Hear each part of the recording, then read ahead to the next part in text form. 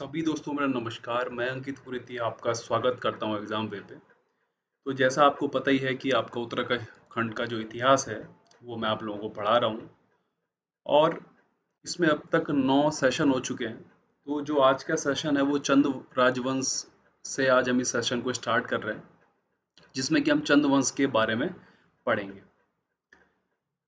अब देखिए, इसकी जो पीडीएफ होती है वो मैं आप लोगों को टेलीग्राम पे अवेलेबल करा देता हूँ, ताकि पढ़ने के बाद में आप लोग रिवीजन भी कर सकें।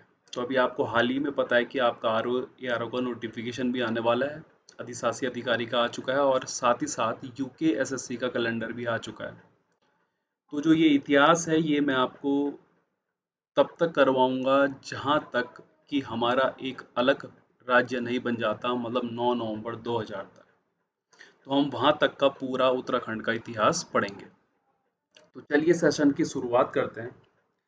तो इससे पहले मैंने आप लोगों को कत्यूरी राजवंश के बारे में पढ़ाया, है ना, कि कत्यूरी राजवंश के परिवार के बारे में पढ़ाया आपको, और ये भी बताया कि उसके जो परिवार थे उनका परिशासन था, क्या क्या शब्दावली उस समय यूज हुआ करती थी, जो पदाधिकारी थे। और बहुराजकता युग भी उत्तराखंड में आया, जहाँ पे क्या आपको पता है कि सिरमौर, एक बाण और कई तरह के छोटे छोटे जो राजवंश थे वो उत्तराखंड में उभर के आए। लेकिन अगर इतिहास की बात करें हम उत्तराखंड की, तो राजवंश और परमार के बारे में आप लोग पढ़ेंगे, जो कि गढ़वाल का आता है। तो ये चंद राजवंश जो था उस टाइम पे कहाँ पे था भाई? गढ़वाल में, है ना। केदारखंड और मानसखंड भाई। तो देखो, जब चंद राजवंश के बारे में ये पता चला कि आखिर इस राजवंश की शुरुआत हुई कहाँ पे, तो इतिहासकारों के बीच में बहुत मतभेद मिलता है। कोई कहता है थोअर चंद है, तो कोई कहता है कि भाई सोमचंद है ना। और जो हमारे यूके पीएससी और यूके एसएससी मानता है, वो कौन किसको मानता है? सोमचंद को ही। इसका क्या मानता है भाई, कि इसका स्थापक कौन था? चंद वंश का प्रथम राजा स्थापक कौन था? सोमचंद था। अब देखिए कहानी क्या बनती है। कहानी ये बनती है कि कत्यूरी साम्राज्य में ब्रह्मदेव जो अंतिम शासक था मध्यकालीन कत्यूरी वंश में, उसके कार्यकाल में जो है ना, उसके कार्यकाल में जो है सोमचंद जो है बद्रीनाथ की यात्रा पे आए थे। अलग अलग कहानियां हैं देखिए, है ना, जिनको कि सिर्फ कहानियां ही लेकर के माना गया है। और जब ये बद्री नारायण की यात्रा पे आए तो वहाँ ब्रह्मदेव को ये बड़े पसंद आए। इन्होंने अपनी पुत्री का विवाह करा और अपनी पुत्री के विवाह में इन्होंने काली कुमाऊं जो आज का चंपावत क्षेत्र है उसको क्या कर दिया भाई? दहेज में दे दिया। अब हम यही पढ़ने वाले हैं। तो देखो, चंद वंश की स्थापना को लेकर मतभेद है, लेकिन जो आपका यूकेएसएससी यूकेपीएससी मानता है, वो मानता है कि चंद वंश की स्थापना सोमचंद ने 1020 और 1025 के ईस्वी के बीच पे कहीं पे करी थी, जब कत्यूरी राजवंश समाप्त होने की कगार पे था। 10वीं शताब्दी में लोहा घाट के आसपास सुई सुई राज्य था। कहाँ पे भाई? लोहा घाट, जो आपका चंपावत में पड़ता है, जिस पर ब्रह्मदेव शासन कर रहा था। कौन कर रहा था भाई? ब्रह्मदेव शासन कर रहा था, जो कत्यूरी शासक था। अब ब्रह्मदेव ने अपनी पुत्री का विवाह सोमचंद से कराया और दहेज स्वरूप चंपावत की कोतवाल छावनी भेंट करी। चंपावत को उस टाइम पे काली कुमाऊं भी कहा जाता था। तो उसने अपनी पुत्री को क्या दहेज स्वरूप क्या दे दिया? कोतवाल छावनी भेंट दे दिया। और कहते हैं कि इसी क्षेत्र में क्या करा, यहीं से सोमचंद ने क्या करी? चंद्रवंश की क्या करी? स्थापना करी। अब ये भी कहा जाता है कि कन्नौज नरेश का ये क्या था? भाई था, जो प्रयाग शासक चंद्रपाल फूर का क्या था? वंशज था, जिसकी राजधानी क्या थी? कन्नौज। तो कुछ लोग कहते हैं कि ब्रह्मदेव का आतंक बड़ा बढ़ चुका था, तो वहां के लोगों ने कन्नौज नरेश से कहा कि इसका आतंक वो करिए, तो उन्होंने भाई सोमचंद को भेजा।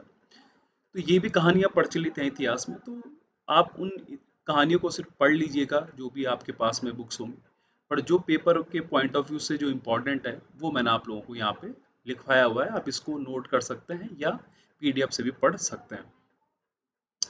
अब मूल निवास देखिए, बड़ी वो है, दुविधा है। एटिंगशन, वॉल्टन और बद्रीदत्त पांडे कहते हैं कि प्रयाग के क्या भाई निकट झूसी नामक स्थान पे क्या है भाई? इनका क्या था? निवास स्थान था।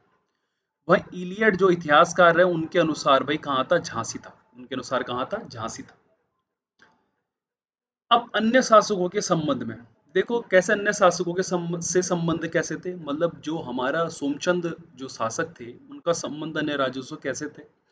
ज़्यादा डिटेल में नहीं मिलता, बड़े छोटे छोटे पॉइंट मिलते हैं, लेकिन वो आपके पेपर के पॉइंट ऑफ व्यू से इम्पोर्टेंट हो जाते हैं। तो सोमचंद ने सर्वप्रथम दोनकोट के रावत राजा को परास्त किया, है ना। सोमचंद डोटी जो नेपाल के राजा को कर दिया करता था भाई, किसको दिया करता था? डोटी, जो आज का नेपाल है ना, चंपावत से लगा हुआ जो नेपाल है, उसको कर दिया करता था। डोटी के राजा मल्लवंशी थे, है ना, जिन्हें रैका राजा कहा जाता था। क्या कहा जाता था? रैका राजा भाई। और प्रथम राजा जो थे मल्लवंशी, वो कौन थे भाई? डोटी के वामदेव। कौन थे? वामदेव। सोमचंद के समय जयदेव मल्ल डोटी या राय का क्या था? राजा था। तो आपसे पूछा रहेगा कि सोमचंद के समय डोटी या राय, जो, क्योंकि ये राय राजा भी बोलते थे इनको, या रैका राजा भी, तो कौन था? जयदेव मल्ल। राजधानी जो थी भाई किनकी? ये जो मल्ल शासक थे, क्या थी? चंपा। क्या थी इनकी? चंपा।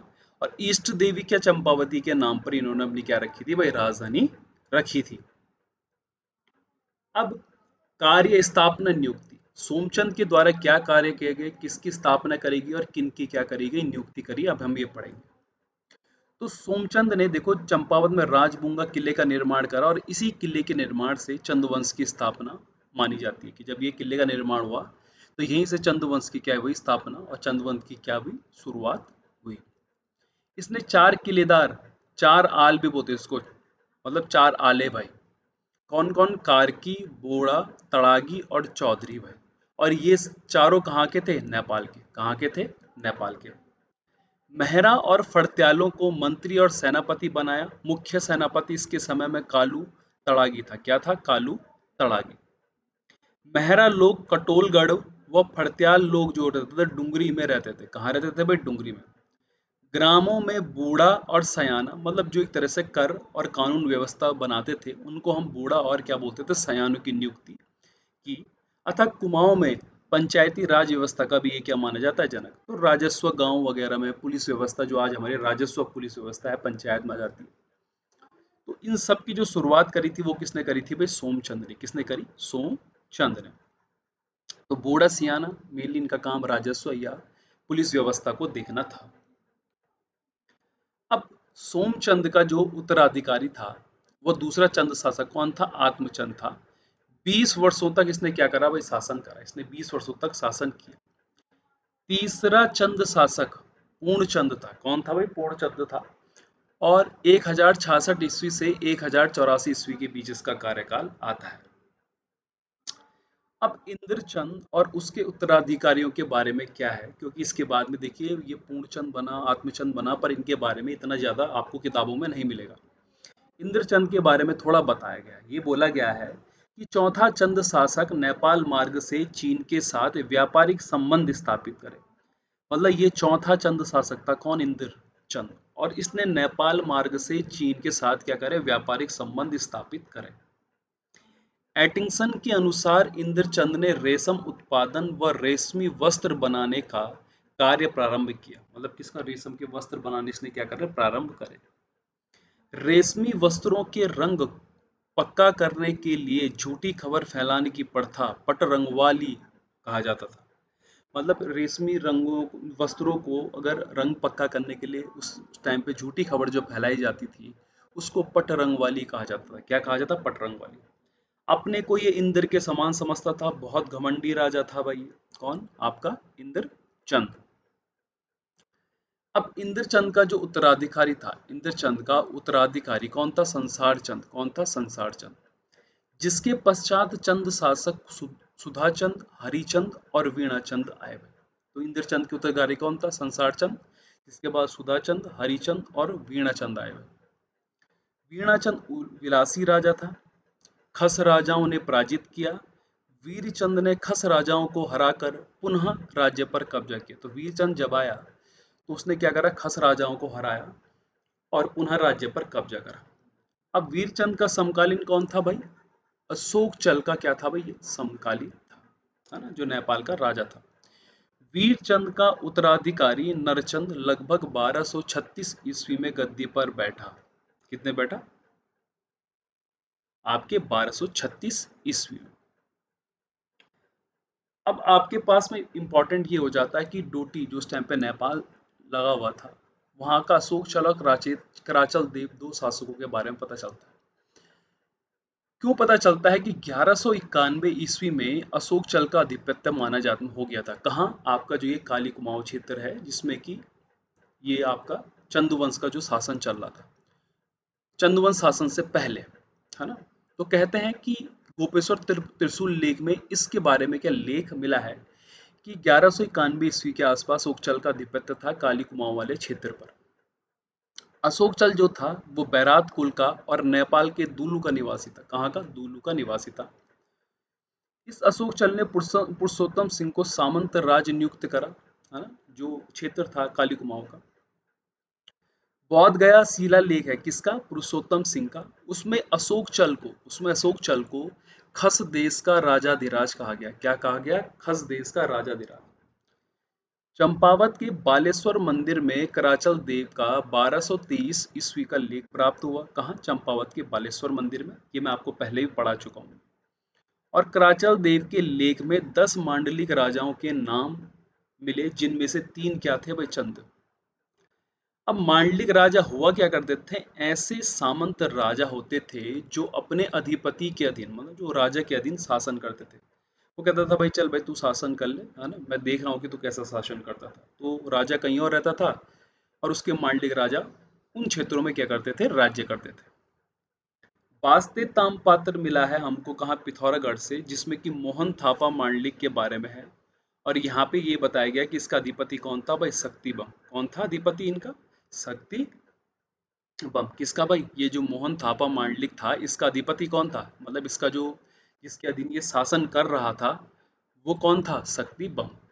तो आज इतना ज्यादा न पढ़ के हमने सोमचंद के बारे में, इंद्रचंद के बारे में, और साथ ही साथ उन्होंने जो चीजें स्थापित करी उनके बारे में हम लोगों ने पढ़ा। ठीक है। तो उम्मीद करता हूँ कि आपको ये सेशन पसंद आया होगा। आप लोगों में से जिसने चैनल को सब्सक्राइब नहीं करा वो सब्सक्राइब ज़रूर कर देना, और इसकी पीडीएफ आप लोगों को टेलीग्राम पे अवेलेबल करवा दी जाएगी। तो उम्मीद करता हूँ कि आपको आज का सेशन पसंद आया होगा। आज के लिए इतना ही। धन्यवाद।